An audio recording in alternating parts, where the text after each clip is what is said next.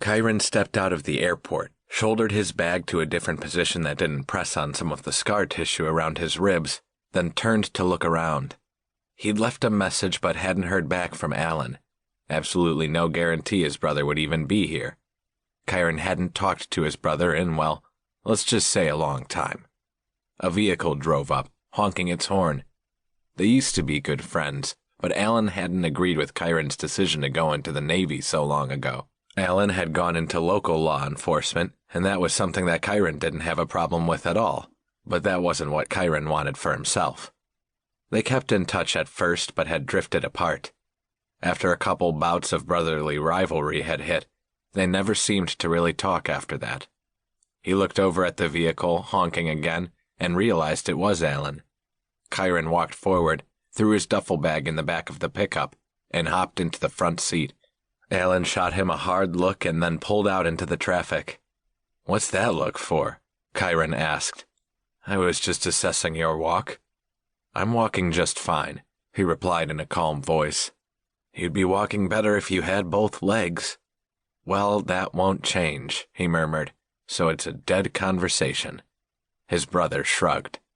"Considering my partner just lost his leg on the job, I guess that's a fair assessment." Kyron looked over at him. "Conrad?" "Yeah, car accident. High-speed chase. Conrad ended up whipped out and pinned behind a power pole, and the leg couldn't be saved." "I'm sorry to hear that," Kyron said sincerely. "Me too. I think his wife is more torn up about it than Conrad is, although I'm not sure reality has set in for him."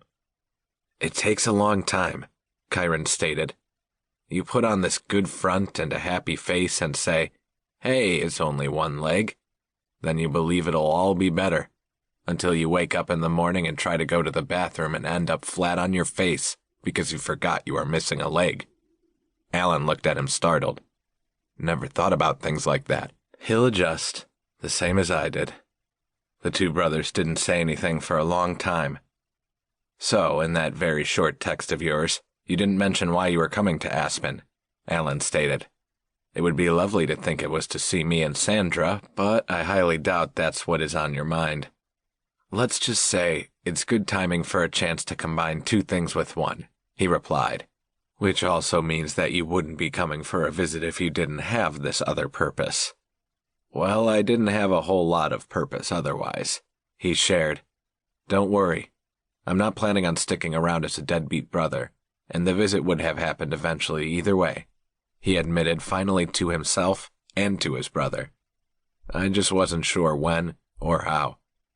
"You pick up a phone, and you book a ticket, and you make it happen," Alan stated. "You know that we would have come to you any time over the last couple years." "Yeah, you probably would have," he agreed. "But it's only now that I'm really somebody worth talking to." Alan didn't say anything for a long moment, and Kyron appreciated that. "I gather the anger was pretty rough." "You could say that." Kyron paused. "I lost my career, along with my leg and my best friend," he noted, his voice low. "You tend to either get over it really easily, or it takes you a hell of a long time to let it go."